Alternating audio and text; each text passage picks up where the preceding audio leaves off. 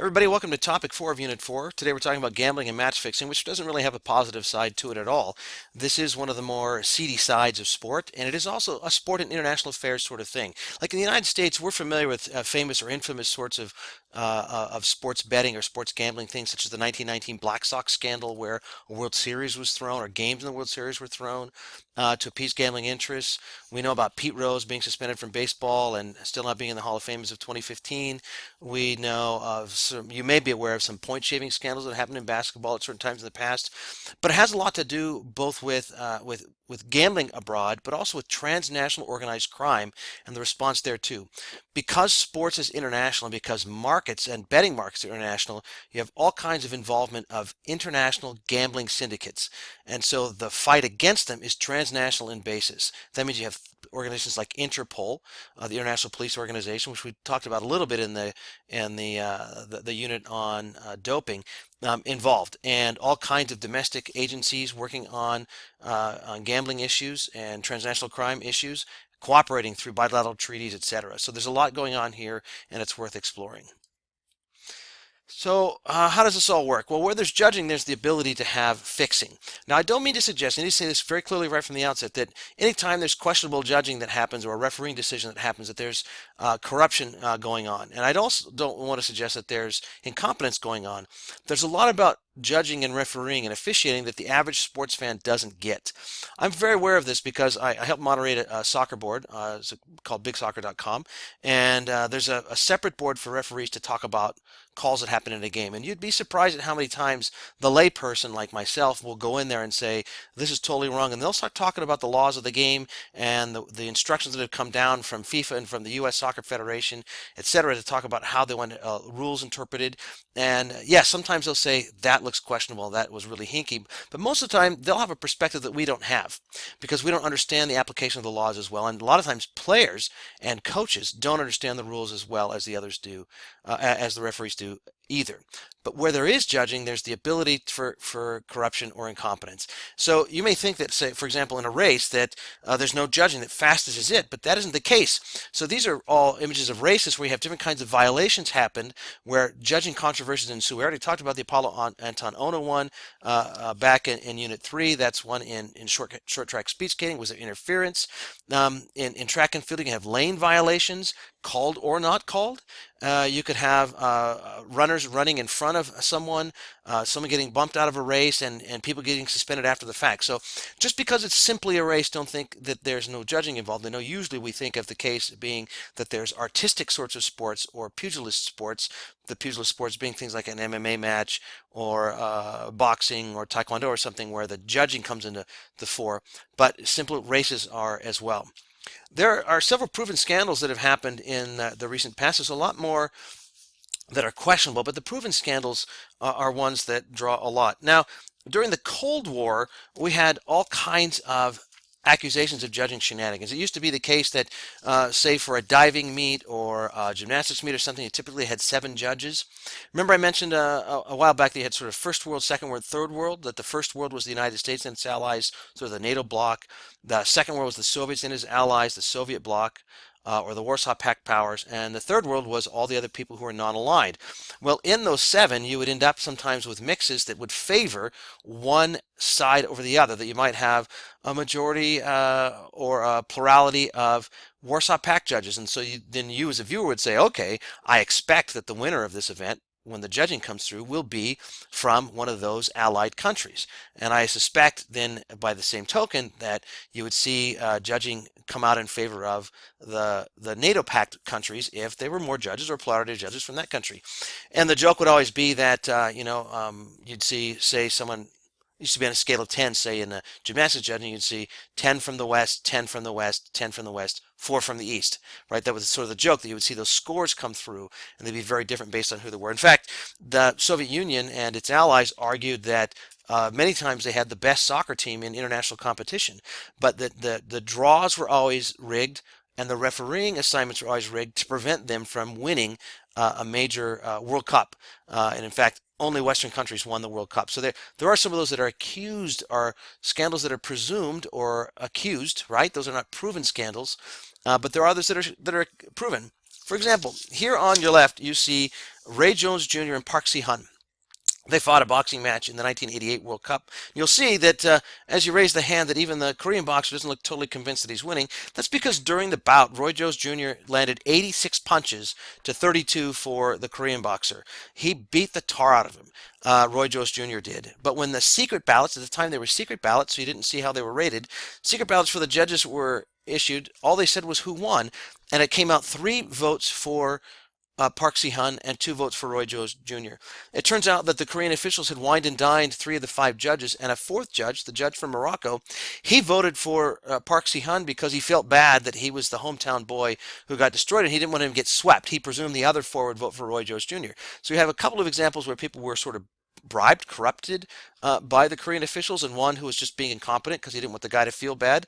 But what you actually then have is a proven scandal where a boxer clearly won a match in all eyes, including domestic eyes, and the gold medal went to the other boxer. In 2002, this one's more recent, but many of you are probably too young to remember. You ended up in a case where the Russian ice dance team and the Canadian ice dance team shared a gold medal, and they shared it because this lady in the bottom, the French judge, she had fixed the match to score the Canadians lower. They had, by a lot of observer status, outskated the Russians. They were still good. Now, the Russians and Soviets had won 12 straight of these events, so it was sort of their dynasty. This French judge had traded her vote to another judge for favorable considerations from a Russian judge in another event, and so that was a big scandal. So these are things that are sort of scandals, but they're not match fixing. That's different. You can fix a match pretty easily, and I want to emphasize that again, the calls that are made in different events can have a bearing, but they're not proof positive in and of themselves. There has to be an investigation to see what's going on, and patterns identified. Let's start here on the right. Racing in the false start. A lot of racers, particularly sprinters, rely on timing and rhythm to achieve excellence. And when you're in a 100-meter race or a 200-meter race, there's not a lot of time to recover from a mistake.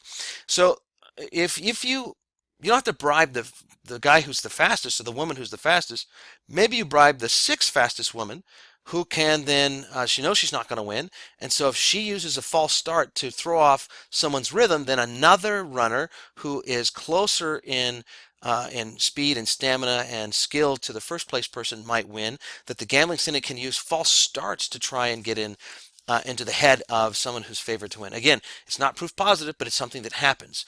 In soccer, you don't have to award penalty kicks. You can give favorable calls in and around the box. You can see things that are happening that may or may not directly favor the team, but you don't have to throw people out or anything.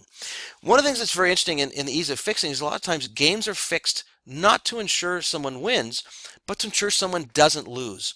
In soccer around the world, there's a lot of opportunities for promotion and relegation, right? We talked about that before. And if a team is guaranteed that they're going to win the league, for example, and they're playing a weak team, they can perhaps be counted on to take it easy, and maybe they impact the bottom of the table race. So you can fix it and pay some players at the top of the table to make sure they try their best to beat the team at the bottom of the table by as much as they should, rather than perhaps slipping up and losing the match and something. So fixing happens both at the top of the table to ensure that someone might throw a game, but it's also used to make sure someone doesn't throw a game. That's pretty interesting, I think. It's pretty easy to do because you don't have to involve all players. Now, the nature of organized crime is one that you're working on pretty much anything, right? So an organized crime is working on any underground activity they can get away with, anything. So gambling's a big one, but there's things like arms trafficking, drug trafficking, trafficking in endangered species and animal body parts like rhino horns and the gallbladder of an elk and stuff like that has some sort of property somewhere that's mythical in nature but is valuable. Human trafficking and gambling as well. So the FBI has its own sports bribery program. I know that, for example, all minor league and Major League Baseball players are visited by FBI agents to talk about how there's no gambling involved and you can't gamble on your own game, you can't gamble on any games. So it's active, and they're trying to avoid sports bribery. That doesn't stop things from happening or from accusations being leveled. I'm going to have you watch two parts of an interview from a Canadian journalist and author named Declan Hill, who wrote this book called The Fix on Soccer and Organized Crime. It's pretty easy. I mean, he spent uh, several years investigating Asian gambling syndicates. And you say, okay, so you've got an Asian gambling syndicate, and that means they're gambling on Asian sports. But the reality is that sports are global. So we looked in that one unit about citizenship and identity in the domestic soccer leagues, and whether you had whether European soccer was actually global soccer. Well, if you look at the viewing numbers on television on the web of who's watching the big European games, you have a larger audience in just individual countries like China, sometimes, or even Indonesia, Malaysia, Thailand, than you have watching in all of Europe because of the different relative size of the population. That means there's a lot of interest in other games, other places. And so he infiltrated some of these gambling syndicates and really understands what's going on and how athletes get recruited to become part of the fix, as it were. This is an example over here of something that may or may not have been a case of outright fixing in the World Cup. This is an Ecuadorian referee named Byron Moreno, who had a series of very questionable decisions where he threw out in an elimination game between Italy and the host country, South Korea. He threw out a couple of Italian players for what seemed to be fairly innocuous things. And so lots of internet photos and stuff then came with him, instead of holding up a red card, holding up a bunch of bills of money. He did later get arrested for drug trafficking, so we know he was doing some very shady things, and he got suspended from ever refereeing again. But whether he was actually fixing that game, we don't know. But it does mean then that from that sort of moment on into the future, including 2015 in the regional CONCACAF Gold Cup, that when as happened in this tournament in both the quarterfinals and semifinals, Mexico got a last-minute penalty to win a game on fouls that people weren't real sure were fouls. Then the same sort of pictures come up with the referees holding up a bunch of money and saying there's been bribery, there's been a fix. The problem is it's too easy to fix. And so what Declan Hill does well is look at context. What are examples where they're likely to be fixed? And there's been proof of match fixing in Italy, not by the national team, but in the domestic league, that major match fixing scandals in 2006, 2012, 2016. There's been major gambling scandals with players being suspended for life in Guatemala in recent years, in El Salvador in recent years, where people are fixing matches.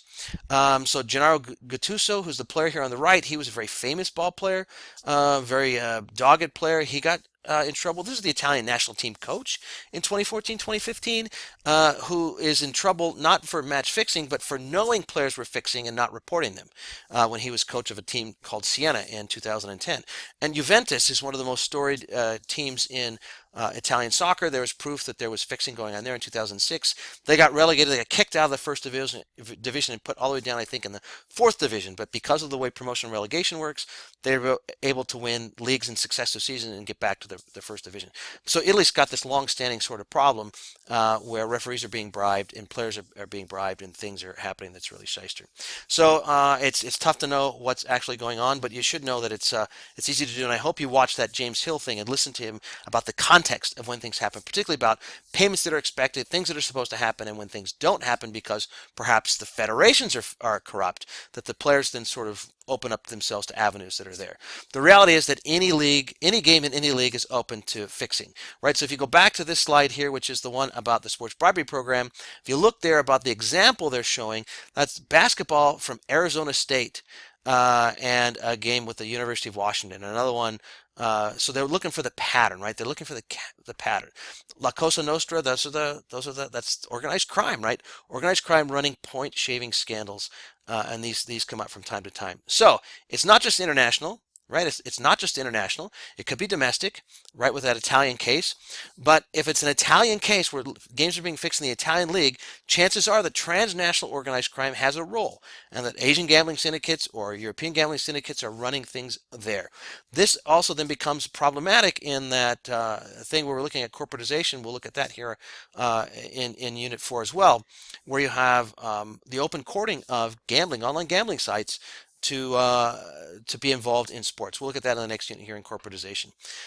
Anyway, sports in general provides ample opportunity for fixing and gambling, and the reach here is truly global, and it is definitely a sports and international affairs sort of thing.